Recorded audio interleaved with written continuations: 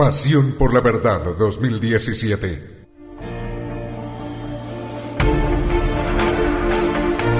El movimiento apostólico y profético. Quiero invitarle a que me acompañe a Segunda de Timoteo, capítulo número 3. Segunda de Timoteo, en el capítulo número 3. Cuando lo tenga, me puede decir amén, para saber que hemos llegado allí. Segunda de Timoteo, capítulo 3, versículos 16 y 17. Dice la Escritura de la siguiente manera. Segunda de Timoteo, capítulo 3, versículos 16 y 17. Toda la Escritura es inspirada por Dios y útil para enseñar, para redarguir, para corregir, para instruir en justicia, a fin de que el hombre de Dios sea perfecto, enteramente preparado para toda buena obra. A fin de que el hombre de Dios sea, ¿qué? Perfecto. La palabra perfección a veces es un problema porque algunos creen que hemos sido llamados a ser perfectos en el sentido de nuestro modo de vida. Pero si yo llego a preguntar en esta hora, ¿quién de los que estamos acá en esta semana hemos cometido algún pecado? Creo que todos levantaríamos la mano. ¿Quién de los que estamos aquí hemos caído en algún error? Creo que todos levantaríamos la mano. Entonces, ¿a qué hace referencia el escritor cuando dice perfecto? Cuando la Biblia habla perfecto, usa un término, que el término griego, teleios, traduce madurez. ¿Qué traduce? Madurez. O sea que ¿a qué nos está llamando la Biblia? A ser maduros. Dígale al que tiene a su lado, a ser maduros en la fe. ¿A ser qué? Maduros. Uno de los grandes problemas que tiene la iglesia hoy en día es que no ha madurado en su fe. Y como no ha madurado en su fe, son fácilmente arrastrados por cuanta enseñanza llega y contamina lo que Dios tiene para cada iglesia.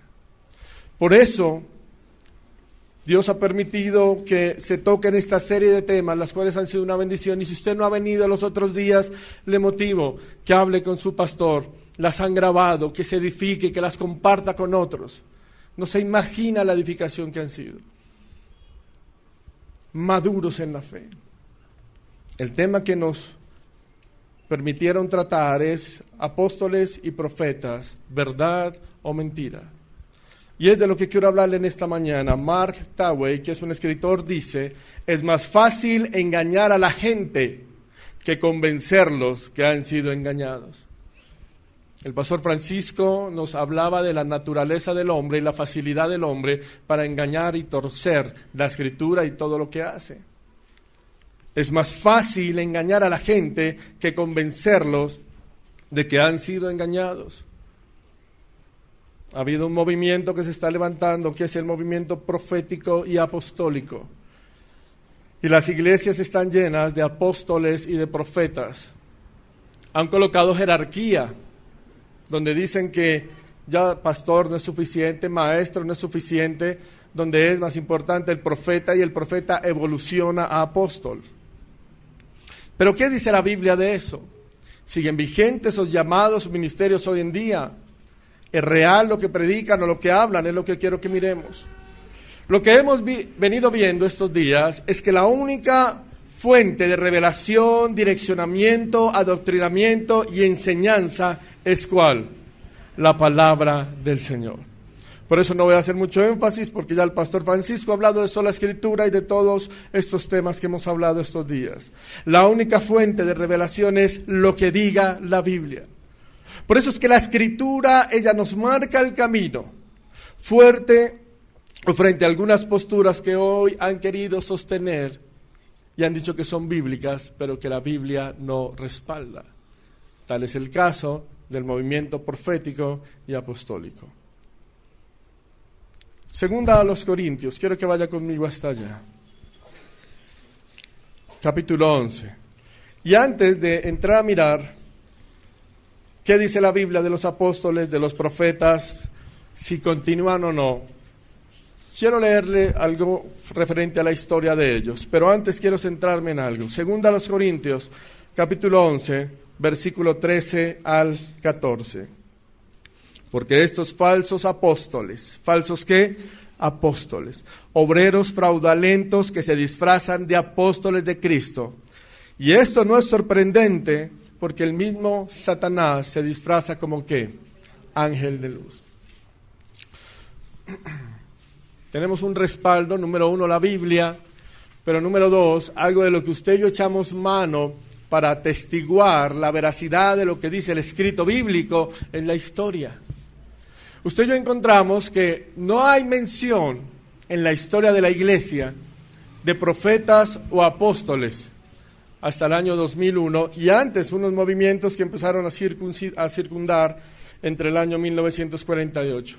La última referencia a apóstoles y profetas que usted encuentra se halla en un escrito del año 150, 160 después de Cristo, haciendo referencia al cuidado que debían tener.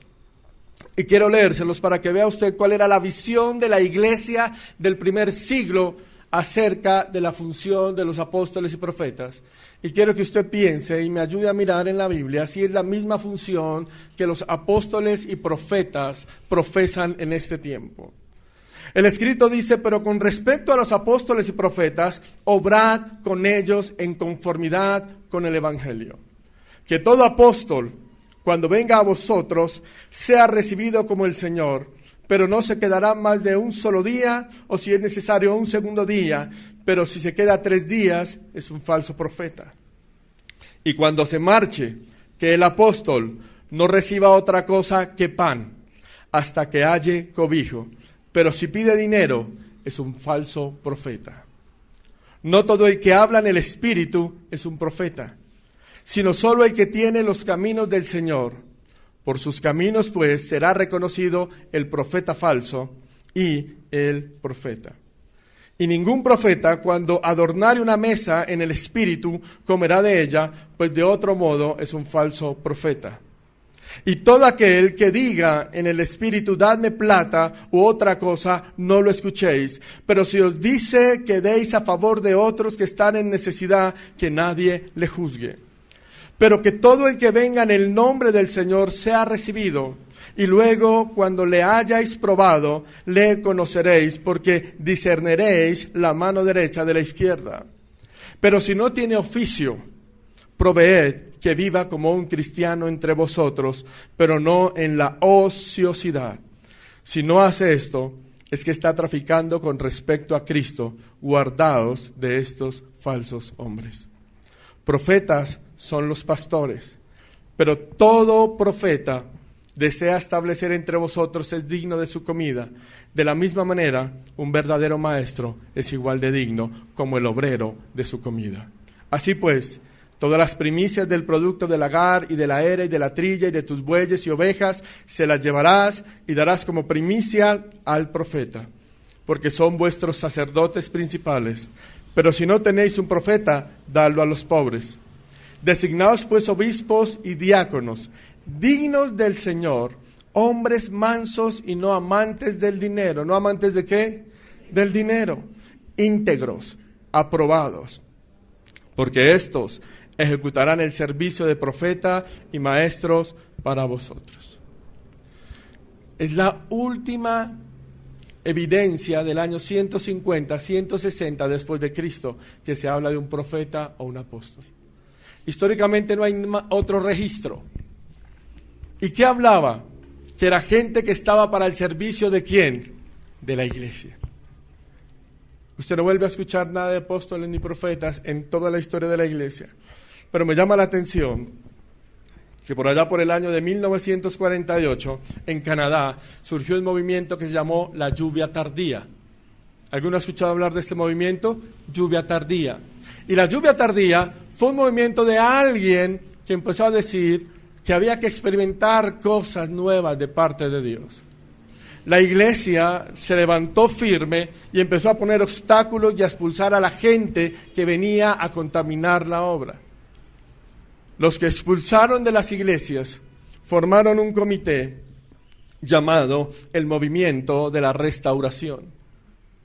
Eso fue en el año de 1953. Y empezaron con una ideología y con ciertas enseñanzas que iban contrarias a lo que la Biblia decía.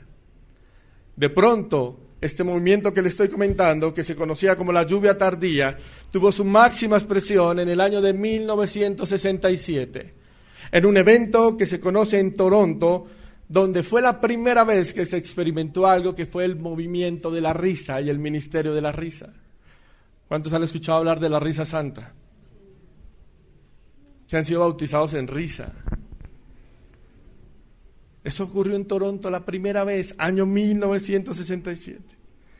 Y luego en el año 2001 aparece un hombre llamado Peter Warner, diciendo que una mujer que salía del movimiento de Toronto, Dios le había dicho que era profetisa y que lo iba a ungir a él como apóstol.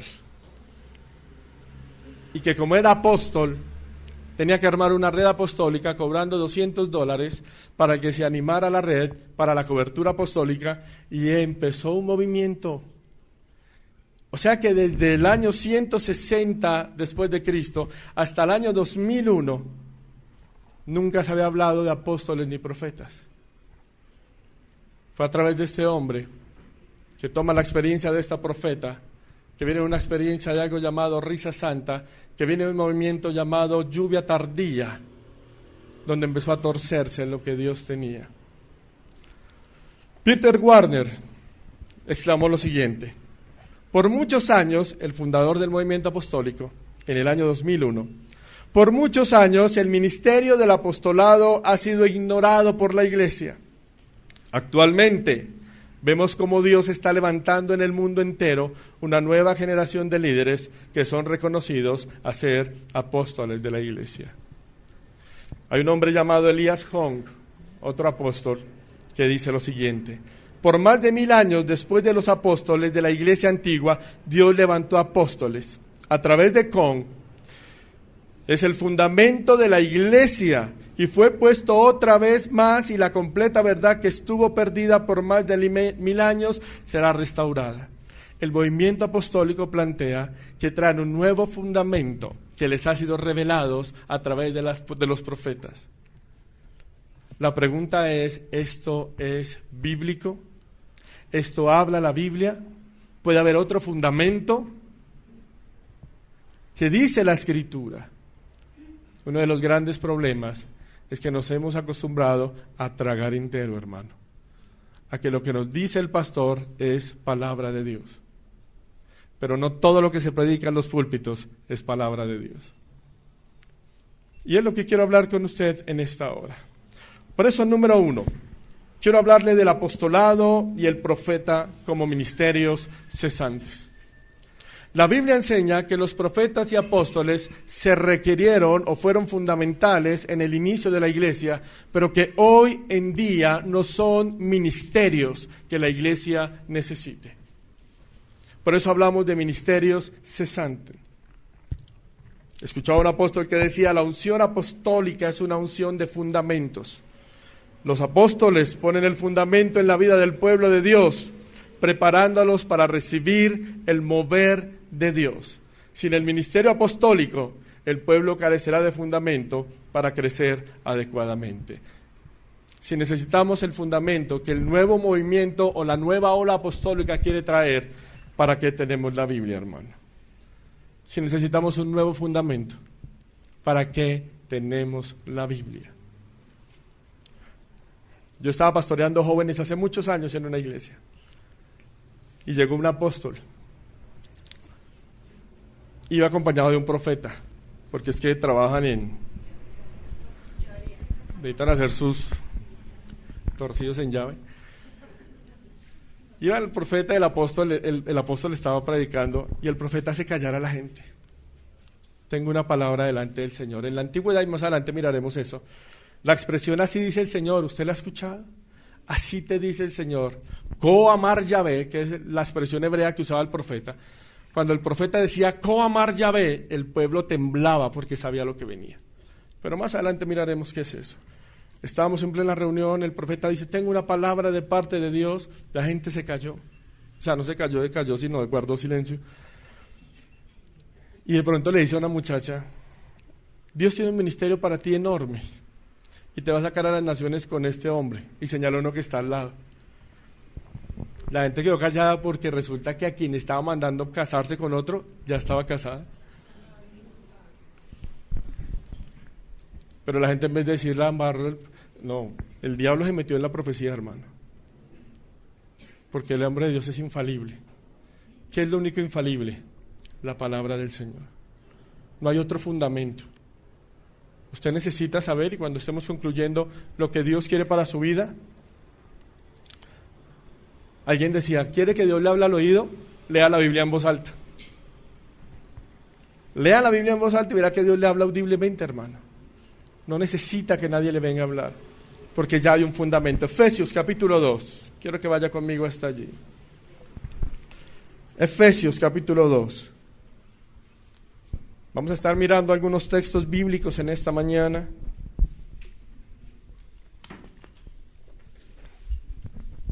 Efesios capítulo 2, ¿lo tiene? Versículo 19 y 20.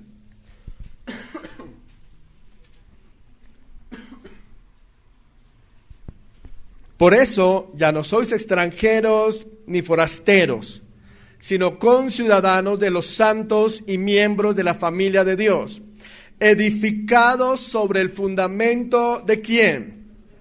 De los apóstoles y de profetas, siendo la principal piedra del ángulo, ¿quién? Jesucristo mismo. Acordémonos que en el primer siglo la iglesia no tenía Biblias. ¿Qué era lo que estaba? El Antiguo Testamento, ¿cierto? Y había una traducción del hebreo al griego que se conocía como la Septuaginta. Pero no había lo que usted y yo tenemos como Nuevo Testamento. Entonces, ¿quiénes eran los encargados de comunicar el mensaje de Cristo? Los apóstoles y los profetas. Así que ellos lo que hicieron fue poner el fundamento, la base en la cual la iglesia se iba a edificar. ¿Y cuál era el fundamento y la base? Las enseñanzas ¿de quién? De Jesucristo.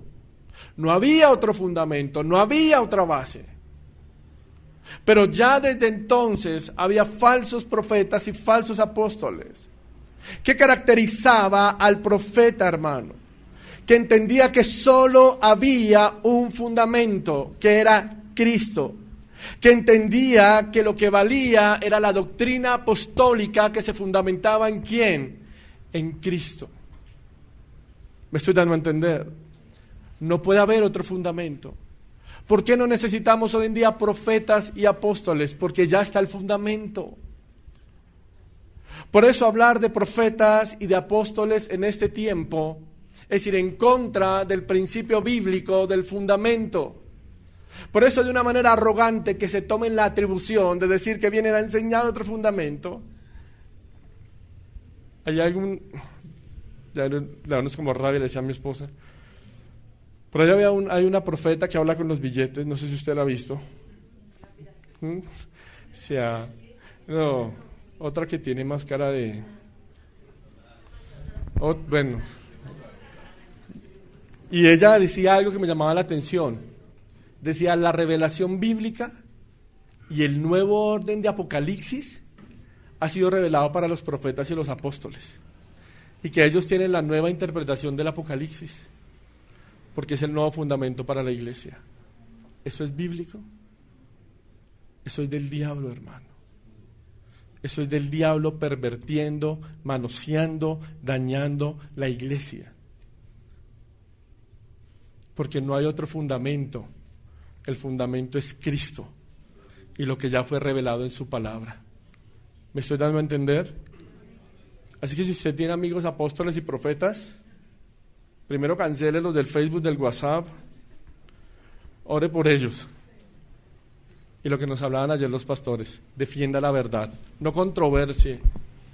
Acuérdese que empezamos hablando en la charla, es más fácil engañar a la gente que convencerlos de que han sido engañados. Porque el movimiento apostólico y profético lo que hace es que la gente escuche lo que quiere escuchar y no lo que la Biblia dice. Por eso es que nosotros creemos que el ministerio profético y apostólico son cesantes desde lo que la Biblia dice, porque ya hay un fundamento. Primero a los Corintios, se lo voy a leer para aligerar el tiempo. Capítulo 3, versículo 10, dice lo siguiente: conforme a la gracia de Dios que me ha sido dada, yo, como perito arquitecto, está hablando el apóstol Pablo, puse el fundamento. Y otro que viene a hacer, edifica encima, pero cada uno mire cómo sobreedifica. No hay otro fundamento. No puede haber. Por eso hoy en día no necesitamos profetas y apóstoles. Hoy en día la iglesia necesita pastores y maestros. Pastores que pastoreen la grey y maestros que enseñen la escritura. No necesitamos ministerios sensacionalistas que nos suban, pero que no nos enseñen la verdad bíblica. Los apóstoles modernos, hermano, deben recordar que el Señor Jesucristo llamó solo a 12 hombres como sus apóstoles. Usted y yo somos discípulos de Cristo, no somos apóstoles de Cristo. Solo hubo 12 apóstoles. A la muerte de Judas fue elegido Matías y posteriormente fue añadido el apóstol Pablo. A este grupo de apóstoles, algunos los llaman apóstoles fundamentales. ¿Por qué? Porque fueron el instrumento de Dios para colocar el fundamento sobre el cual se levanta la iglesia, que es el mensaje de Cristo. No hay otro. Algunos, los hombres como a los apóstoles modernos, deben recordar que el Señor Jesús solo los llamó a ellos. Por eso es que, número 1, creemos que el ministerio apostólico y profético desde la enseñanza bíblica es cesante, o sea, cesó. ¿Y por qué creemos eso? Segundo principio o concepto que quiero dejar en esta mañana. Porque hay unas reglas bíblicas para los apóstoles. Hoy en día los apóstoles son por nombramiento.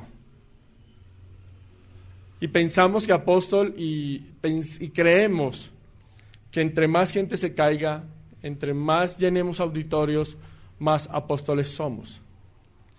Pero debe entender algo, y es un principio bíblico: la bendición de Dios no se mide en la abundancia. Eso es un error de la teología de la prosperidad, del falso movimiento apostólico y profético. La bendición de Dios no se mide en la abundancia. La bendición de Dios se mide en su fidelidad. ¿Cuántos lo creen? Es en su fidelidad. El pueblo andaba en el desierto y Dios, ¿qué les decía? Todos los días saquen y tomen la provisión diaria, porque ¿quién los cuidaba? Dios. ¿Dónde estaba la bendición? En que Dios era fiel a ellos todos los días. Todos los días. Por eso quiero hablarle del criterio o las recomendaciones bíblicas para el apostolado. Por eso no creemos en apóstoles hoy en día. 1, porque es un ministerio cesante, porque su función era colocar el fundamento, pero 2, porque había unas características bíblicas para ser apóstol. Yo voy a darle varios textos, pero no los voy a leer todos por cuestión de tiempo. Usted los puede anotar y, como nos enseñaban los pastores estos días, ¿cuál es su obligación de todo lo que usted escucha en un púlpito? ¿Quién estuvo el viernes? Ok. Como la iglesia hebrea, ir a su casa y decir: esto lo predicó el pastor, pero yo voy a mirar qué es lo que dice la Biblia. Entonces yo no le voy a dar todos los textos por cuestión de tiempo, le voy a dar algunos nomás. Voy a leer algunos, pero sí le voy a dar todos. Número 1, el primer criterio bíblico para que exista el apóstol es que el apóstol tenía que ser un testigo físico de Cristo resucitado. El apóstol tenía que haber visto físicamente resucitado ¿a quién? A Cristo. Una de dos. Yo he conocido a algunos apóstoles y alguna vez, perdóneme que le cuente esto, pero son cosas que engañan a la gente. Un apóstol, por un pastor conocido, me referenció, dijo: vengo de una iglesia grande, venía donde era apóstoles, venía aquí a Bogotá para iglesias grandes. Me dijo: pastor, yo quiero ir a tu iglesia. Me presentó un brochure, o sea, una carta de presentación donde venía evidenciado que llovía oro, que calzaba muelas, que, en fin. Y me dice: yo quiero ir a tu iglesia, yo te cobro poco porque eres amigo aquí del pastor, pero yo voy a tu iglesia, vengo de tal iglesia, de tal iglesia, de tal iglesia aquí en Bogotá Grande. Yo le dije luego a mi amigo, le dije, ¿él es apóstol? Me dice, sí. Le dije, ¿él ya vio a Cristo resucitado? Me dice, ¿por qué me dice eso? Le dije, porque es un criterio bíblico y una de dos. Si lo vio, es un brujo o es un mentiroso, pero de ahí no se salva. O es brujo o es mentiroso. Porque número uno, el primer criterio bíblico, hermano, es haber sido testigo de la resurrección de Cristo. Hechos capítulo 1, versículo 22. Libro de los Hechos. Dice Hechos 1:22. Comenzando desde el bautismo de Juan hasta el día en que de entre nosotros fue recibido arriba, uno se ha hecho con nosotros testigo de su resurrección. Estaba dando el criterio para reemplazar a Judas. Y el criterio era, desde el bautismo hasta que haya sido testigo con nosotros, de ver a quién, a Cristo resucitado. Si quiere no nos crea a nosotros, si quiere no le crea a la Escritura, pregúntele a cualquier apóstol falso hoy en día si ha sido testigo de la resurrección de Cristo, qué es lo que la Biblia dice. Otro versículo, Hechos 10:39. Ahora, la cuestión no es preguntarle, la cuestión es que lo dejen arrimar. Ese es el problema realmente, que lo dejen arrimar. Hechos 10:39 al 41, mire lo que dice. Nosotros somos testigos de todas las cosas que Jesús, a quien mataron colgando en un madero, hizo en la tierra de Judá, en Jerusalén. A este levantó Dios al tercer día e hizo que apareciera, no a todo el pueblo, sino a los testigos que Dios había ordenado de antemano, a nosotros, los apóstoles, que comimos y bebimos con él después que resucitó de los muertos. Primer criterio bíblico para el apostolado, ser testigo de la resurrección de Cristo. Voy a dar dos pasajes más para que usted los anote, no los voy a leer por tiempo. Primera a los Corintios, capítulo 9, versículo 1. Y primera a los Corintios, capítulo 15, versículos 7 al 8. Primera a los Corintios, capítulo 9, versículo 1. Y primera a los Corintios 15, 7 al 8. Segundo criterio bíblico, ¿está conmigo? Segundo criterio bíblico, estar dispuesto a sufrir persecuciones hasta la muerte. ¿Cuál era otro criterio bíblico para los que podían ser llamados apóstoles? Estar dispuesto a sufrir persecución hasta la muerte. El mismo mensaje del apóstol hoy en día, ¿no? Igualito. Donde usted no tiene derecho. Yo tengo una enfermedad, yo sufro de hernias discales, a mí me encantaba el deporte, no lo puedo volver a hacer. Y alguna vez los primeros, antes de conocer la verdad, cuando hablo de la verdad es lo que la Biblia dice, me leí cuánto libro había sobre la sanidad, sobre confesar, sobre decretar, sobre cortar maldiciones generacionales, sobre que me unjan. Mejor dicho, lloraba boca arriba, boca abajo, de un lado, del otro, de qué manera Dios podía sanarme, hasta que entendí. Es más, en la iglesia de donde salí, porque empezaron a chocarme ciertas cosas, creían en el movimiento profético y apostólico. Y un profeta que fue me dijo que es que reevaluara mi vida porque de pronto era por pecado, porque el Hijo de Dios no está llamado a enfermedad. Y yo me sentí toda una noche, yo examinaba mi vida, le dije a mi esposa, mi amor, ¿yo tengo algo malo? Le digo, debo tener algo, o sea, tan malo soy, porque entendí, hermano, que no es. Porque el concepto del apóstol y el profeta moderno es un hijo de Dios no puede sufrir. Pero usted toma toda la historia de la iglesia y se da cuenta cómo terminaron los hombres de Dios. No solo los apóstoles, sino todos los padres de la iglesia, algo que conoce como la patrística, cómo murieron martirizados por amor al Señor. Y otro criterio bíblico es estar dispuesto a sufrir persecución. Hechos 5:18. Hechos 5:18. Y echaron mano a los apóstoles y los pusieron en la cárcel pública. Ahora mire lo que dice el versículo 40. Estuvieron de acuerdo con él, entonces llamaron a los apóstoles y después de azotarlos, les ordenaron que no hablaran en nombre de Jesús y los pusieron en libertad. Si quiere anote este texto, no lo leemos, Lucas 11:49. La Biblia dice que el último apóstol fue ¿quién? El apóstol Pablo. El apóstol Pablo. Él mismo lo confiesa en 1 Corintios 15, 7 al 8.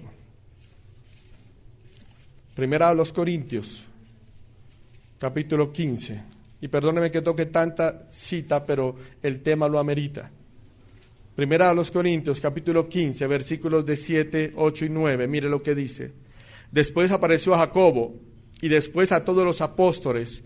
Por último, como a un abortivo, se me apareció a mí.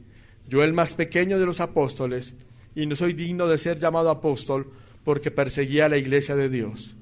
Pero la gracia de Dios, por la gracia de Dios soy lo que soy, y su gracia no ha sido en vano para conmigo. Antes he trabajado más que todos ellos, aunque no yo, sino la gracia que Dios que está conmigo. ¿A quién dice que es? El último de sus apóstoles. ¿Cómo murió el apóstol Pablo? Josefo, que es un historiador judío del primer siglo, dice que Pablo es apresado y es botado en una cisterna, que era un hueco que armaban, de 2 metros por 2 metros. Dice que en ese hueco comía, hacía sus necesidades y dormía por lapso de 1 año aproximadamente. De una manera demasiado descriptiva, Josefo narra que cuando Pablo va a morir, usted sabe que Pablo muere decapitado. Josefo, que es el historiador, dice que sacan a Pablo de la cisterna y que los guardias tienen que tomarlo de sus brazos porque al estar tanto tiempo metido en un lugar, sus piernas se habían engarrotado.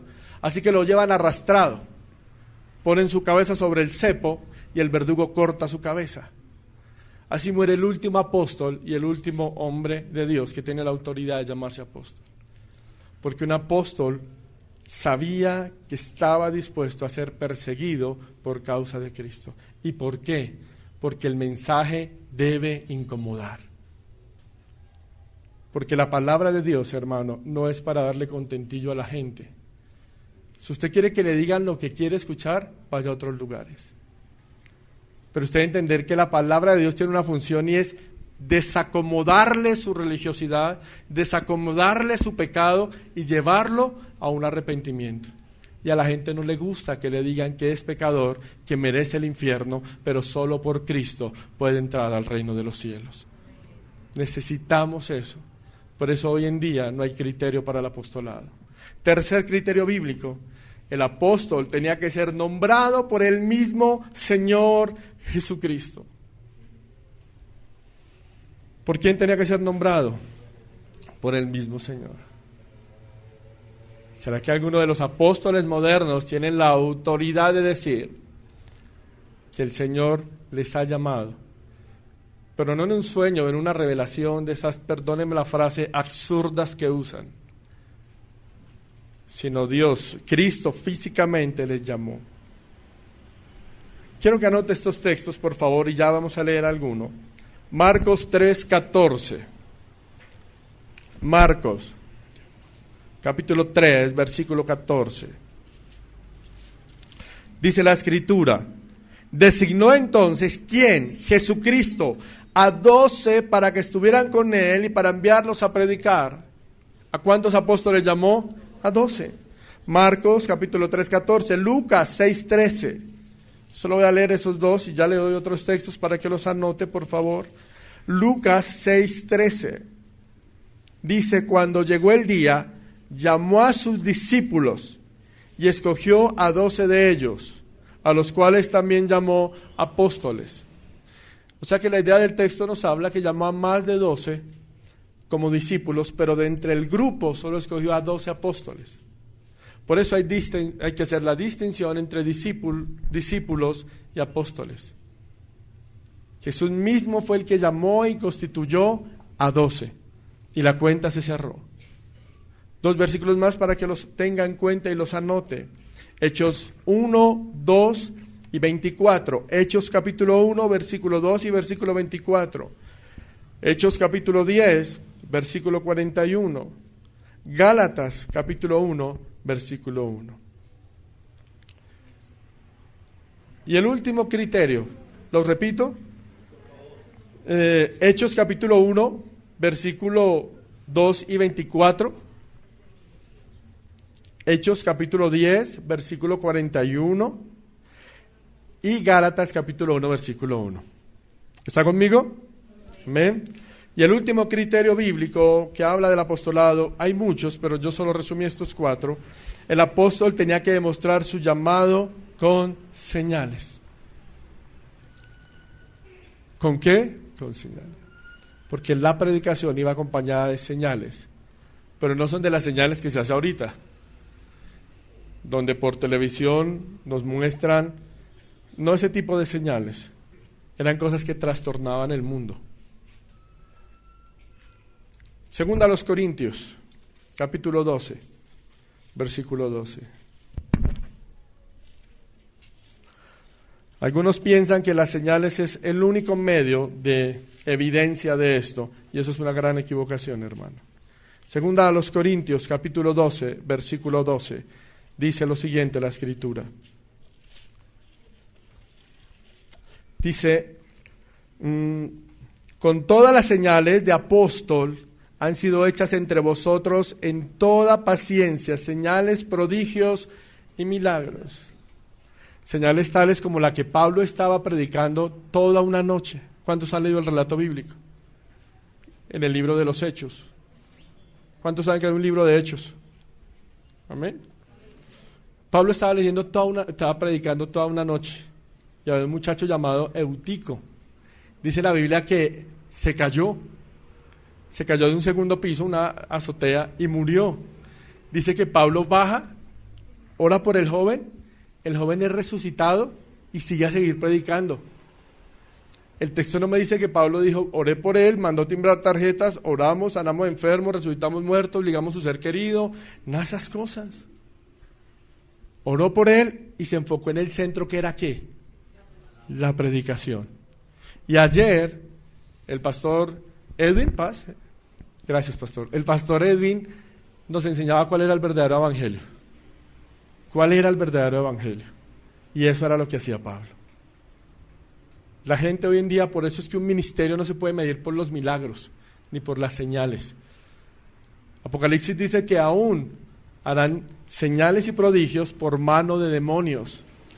Las señales no son evidencia de que Dios está en ese lugar. Eso no es una evidencia.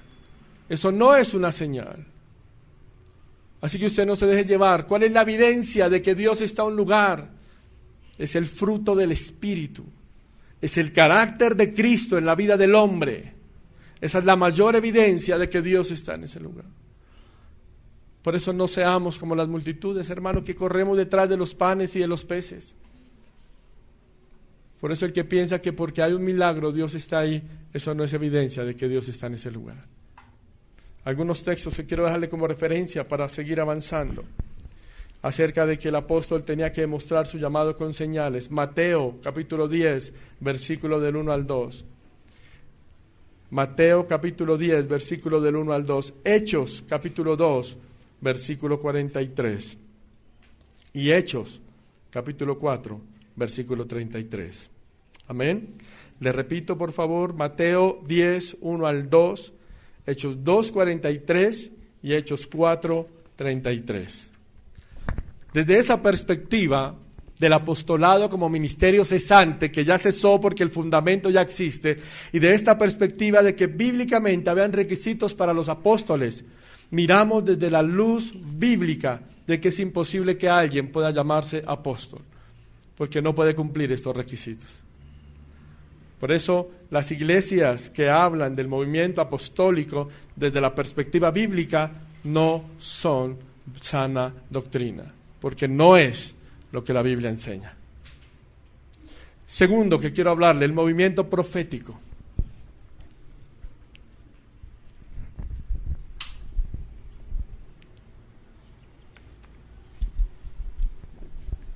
Movimiento profético. En el movimiento apostólico y profético dicen que la profeta o el profeta recibe la visión de Dios para darle a conocer al apóstol que la comunica al pueblo. Cuando la Biblia dice que tenemos la palabra profética más segura, que es la Escritura, ¿cuántos lo creen? Esta es la palabra profética más segura. Para hablar del ministerio profético rápidamente, debemos definir qué era. Si usted en el Nuevo Testamento identifica la palabra profeta, es la palabra profetés, pero lo curioso de esto es que literalmente traduce mensajero o portavoz. Y de ahí muchos se han pegado para hablar de que eso es el profeta. Un mensajero, un portavoz que tiene un mensaje de parte de Dios. Hay iglesias acá donde el culto solo se fundamenta en profecía y le preguntan a la gente quién viene por primera vez, por segunda vez, por tercera vez, los de primera vez acá, los de segunda vez acá, los de tercera vez acá. La gente hace filas y arranca gente a profetizarle en el oído. Y arrancan a decirle cosas. Y la gente corre detrás de esos milagros y señales. Pero ¿qué era un profeta desde la perspectiva bíblica? Para entender que era un profeta necesitamos ir al Antiguo Testamento y conocer cómo la Biblia define lo que era un profeta, su función y su oficio. Por eso quiero ir despacio en este tema, ya que usted y yo tenemos una Biblia, por la gracia del Señor, en español. ¿Sí es así o no? Pero la Biblia en su original fue escrita ¿en qué? En el hebreo, Antiguo Testamento por lo menos. Había 4 palabras que los judíos o los hebreos hablaban para hablar de profeta. 4 palabras. Por eso cuando usted en el Antiguo Testamento lee profeta, simplemente está la traducción que tenemos de la Septuaginta. Pero cuando usted va al texto original o al texto antiguo hebreo, usted encuentra que hay 4 palabras. Se las quiero nombrar nomás. Número 1, una de ellas era el roé. ¿Cuál era? El roé. Y era la forma general de llamar al profeta y se conocía como el vidente. Primera de Samuel 9:9. Si quiere anótelo y lo leemos, o vamos a leerlo rápidamente para llegar a donde quiero llegar. Primera de Samuel 9:9.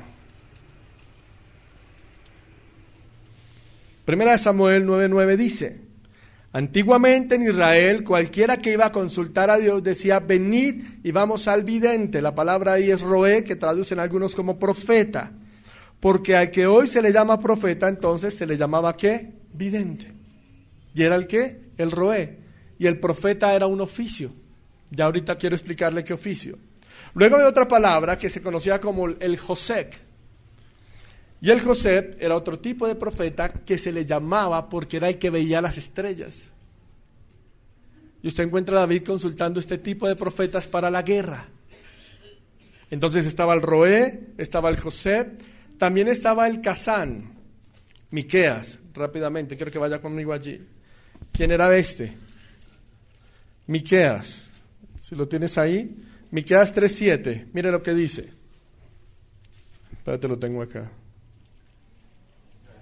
¿Ya está?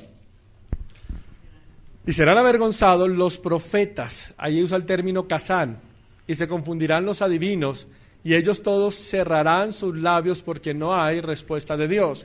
O sea que el término Casán era usado para el falso profeta. ¿Está conmigo? El roé, ¿cierto? Que era el profeta de oficio, el José, que era el que leía las estrellas, el Casán, que era el falso profeta, pero estaba el Nabí, y ahí es donde me quiero centrar. ¿Quién estaba? El Nabí. Éxodo, capítulo 4, versículo 16. Éxodo 4, 16. Mira lo que dice. Éxodo 4, 16. Él hablará por ti al pueblo, y será como tu boca, y tú ocuparás para él el lugar de Dios. El Nabí era la perspectiva judía de profeta y era el que hablaba de parte de Dios porque discernía la voluntad de Dios, que era diferente al roé. ¿Quién era el roé y quién era el Nabí en la antigüedad? Primera de Samuel, capítulo 9, para hablar de quién era el roé, el profeta que hacía las cosas por paga, porque era un trabajo, pero no era el llamado de Dios. Y hoy en día tenemos muchos profetas así, que hace las cosas es por paga, hermano, pero no es el profeta que Dios quería. Primera Samuel, capítulo 9, versículos 5 al 9. Cuando vinieron a la tierra de Suf, Saúl dijo al criado que tenía consigo: ven, volvamos, porque quizá mi padre haya olvidado la preocupación por las asnas y esté intranquilo por nosotros. Él le respondió: en esta ciudad hay un varón de Dios, es un hombre muy respetado, todo lo que él dice acontece sin falta. Vamos pues allá, quizá nos dará alguna indicación acerca del objeto por el cual emprendimos nuestro camino. Respondió Saúl a su criado: vamos ahora, pero ¿qué llevaremos a este hombre? ¿Cómo si era un profeta, pero había que llevarle? ¿Pero qué llevaremos a este hombre? Porque el pan de nuestra alforja se ha acabado y no tenemos que ofrecerle ¿a quién? Al varón de Dios. ¿Qué le podemos dar? Entonces replicó el criado y dijo a Saúl: mira, tengo aquí en la mano la cuarta parte de un siclo de plata, se lo daré al varón de Dios para que nos indique el camino. Antiguamente en Israel, cualquiera iba a consultar a Dios, decía: venid y vamos al vidente, porque al que hoy se llama profeta, entonces se le llamaba vidente. Había dos tipos de profetas en Israel, estaba el roé y el nabí. ¿Quién era el roé? El roé era, número uno, el profeta que trabajaba por un honorario, o sea, por dinero. Era una profesión. Le pagaban. Este vidente o profeta no iba a la gente, sino el que lo necesitaba llegaba, tocaba a la casa del profeta: traigo esta cantidad de dinero, necesito un consejo, y él consultaba y hacía. Era una profesión. Este tipo de profeta en la antigüedad cumplía su tarea y se desentendía de todo. Es muy parecido al llamado profético hoy. Cobran por el oficio. Yo he visto gente de la manera más absurda, y perdónenme esto que voy a decir. Yo tengo chicos en la iglesia que trabajan en ingeniero de sonidos en iglesias. O sea, ellos son ingenieros de sonido y los contratan en iglesias o en eventos seculares para que hagan sonido. Los contrataron en una iglesia aquí en Bogotá, en X iglesia, a que hicieran todo el sonido. Había un profeta invitado, era un congreso apostólico y profético. Y ellos me decían: pastor, estábamos nosotros ahí y arrancaba este hombre llamado profeta a predicar. Y entonces él decía: tengo una palabra, selle la palabra. Y la gente salía desde su lugar corriendo como loco y tiraba billetes en el altar, porque la palabra que dijo el profeta la tenían que sellar para ellos, para que se cumpliera. Y él me decía, era cargante. Cada vez que el profeta decía: viene una palabra, séllela. Un profeta como estos que trabajaban por dinero. Decía: viene la palabra, y la gente, él cortaba el sermón. De por sí me dice: no predicó, no cogió la Biblia para nada. Se dedicó a decirle a la gente de carros, sueños, visiones y cosas de estas absurdas que algunos creen. Y la gente corría y tiraba plata en el altar. Yo le dije: ¿no cogió nada para la iglesia? ¿Por qué? ¿Qué hace allá? O sea, usted se va a contaminar de eso. Y él me decía: llegaba cargado yo. Y tuvimos que hablar con él. Usted viera la confusión y el enredo que esa gente traía en su corazón. Eso no es un profeta, hermano. Si a usted alguien le dice: mire, y la profecía moderna habla de sueños, de casas, de carros, de viajes, cosas tan... y el pastor del día viernes, me recuerda el nombre del segundo pastor, qué pena, pastor, el que habló de la psicología. El pastor John Jairo hablaba de la psicología de masas en la iglesia. Cómo manipulan a la iglesia. Si yo en este lugar le digo: así me dice el Señor, hay alguien que tiene un problema. ¿Quién no tiene problema acá? O sea, todos. Esto es una cosa tan absurda, y perdóneme que se lo diga, como manipulan a la gente. Por radio el profeta habla: hay una mujer que está enferma. O sea, lo raro es que no esté enferma en este tiempo. Y la gente dice: sí, es para mí esa palabra, yo la tomo. Eso no es así, iglesia. Esos profetas eran profetas que funcionaban por paga. ¿Cuál es la idea bíblica del profeta en el Antiguo Testamento? Que es el nabí. Y ahí es donde quiero centrarme. Jeremías capítulo 20.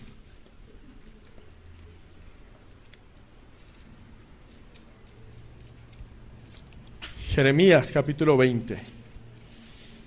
¿Lo tiene? Mira lo que dice Jeremías capítulo 20, versículo 7.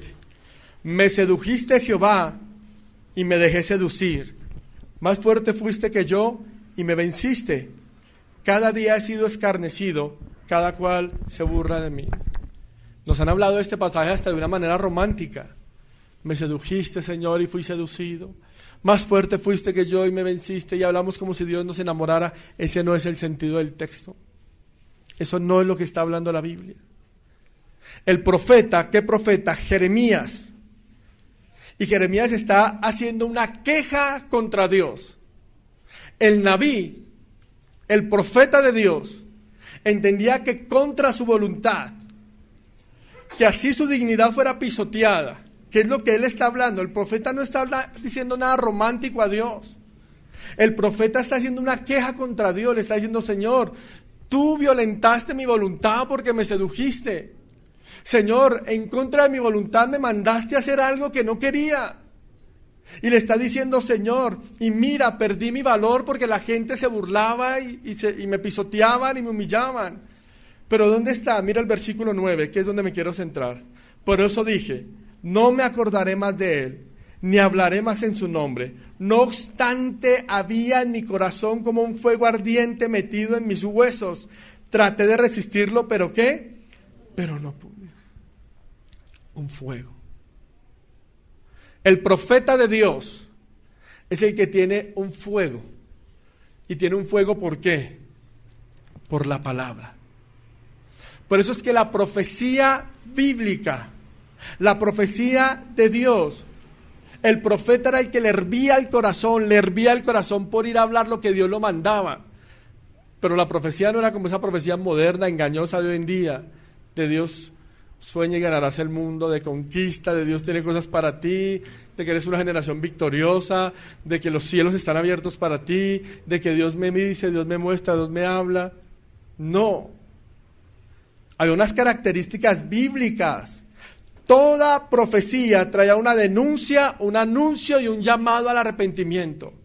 Por eso es que el Nabí, que era el profeta bíblico, al que le hervía la palabra de Dios, sabía que tenía que hacer una denuncia. ¿Y cuál era la denuncia? Usted está en pecado.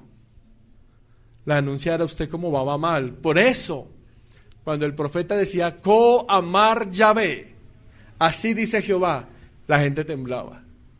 Porque cuando el profeta hablaba, era porque venía una denuncia de parte de Dios.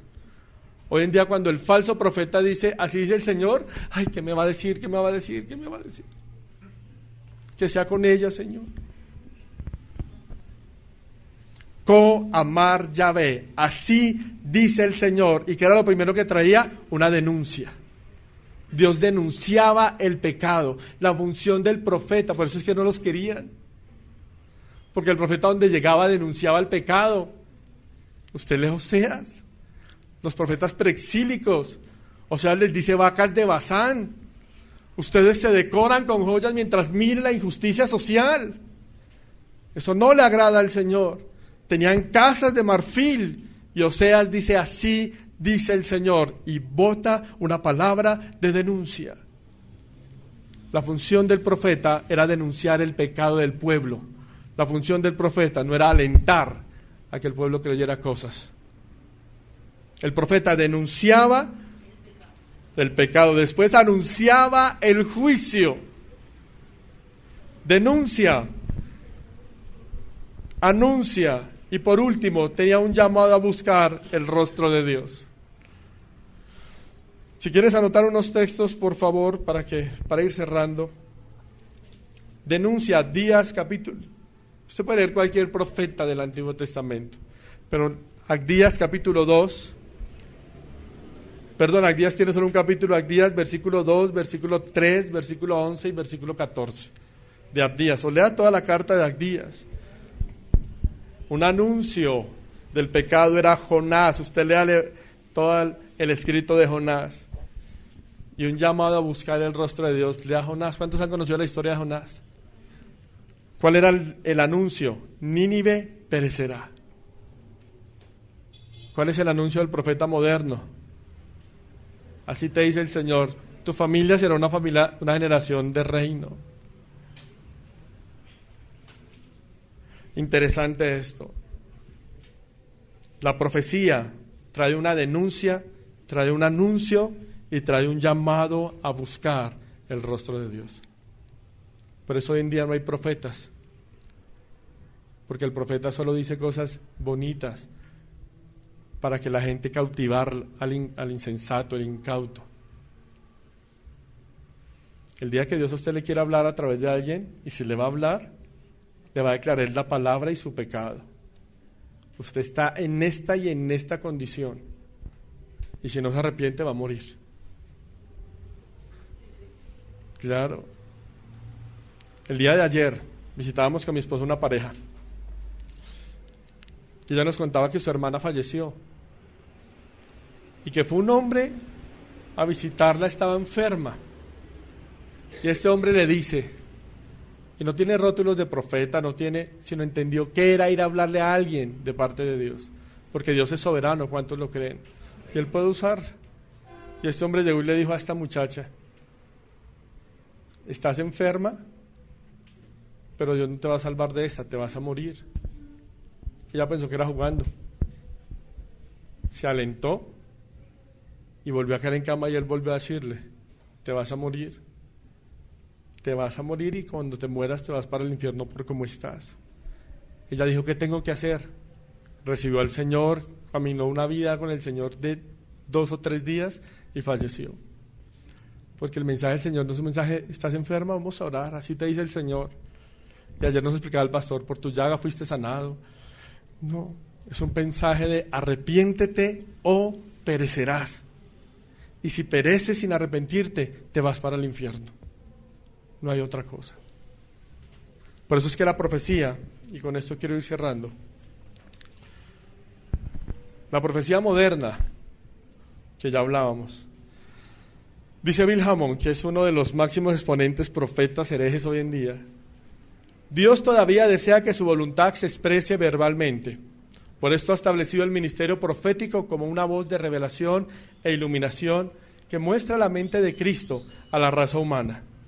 El Señor también usa este ministerio para dar instrucciones específicas sobre cómo se debe cumplir la voluntad divina en la vida de un hombre. Claro está que el ministerio del profeta no es para añadir o omitir porciones bíblicas, al contrario, es para traer claridad y para dar más detalles sobre lo que está escrito. Más importante aún es que Dios nos manda a procurar y desear el ministerio profético. Pero ya vimos qué era el ministerio profético. ¿Cuál es la función del ministerio profético? Quiero ir cerrando con Deuteronomio capítulo 13.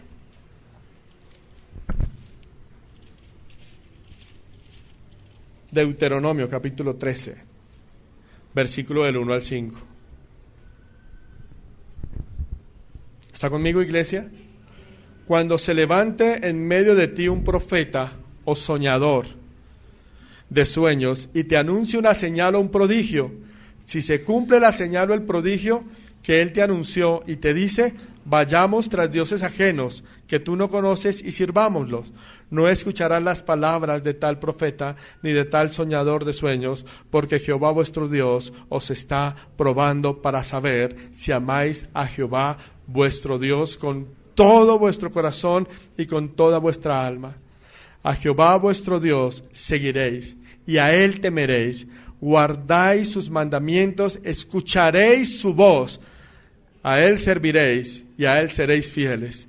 Tal profeta o soñador de sueños deberá morir, por cuanto aconsejó la rebelión contra Jehová vuestro Dios, que te sacó de tierra de Egipto y te rescató de la casa de servidumbre, y trató de apartarte del camino por el cual Jehová tu Dios te mandó que anduvieras. Así apartarás el mal de en medio de ti.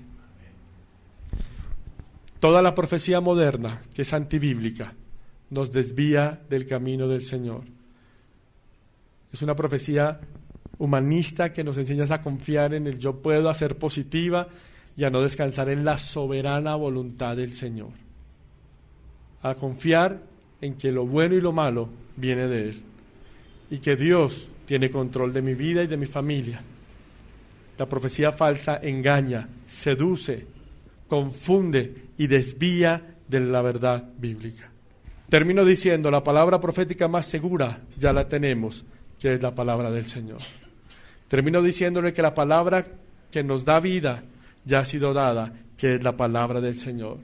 Y termino diciéndole que la palabra que nos ha sido dada nos conduce directamente al conocimiento y a la revelación de Cristo nuestro Señor. ¿Por qué no cierra sus ojos donde usted está, por favor? Pasión por la Verdad 2017.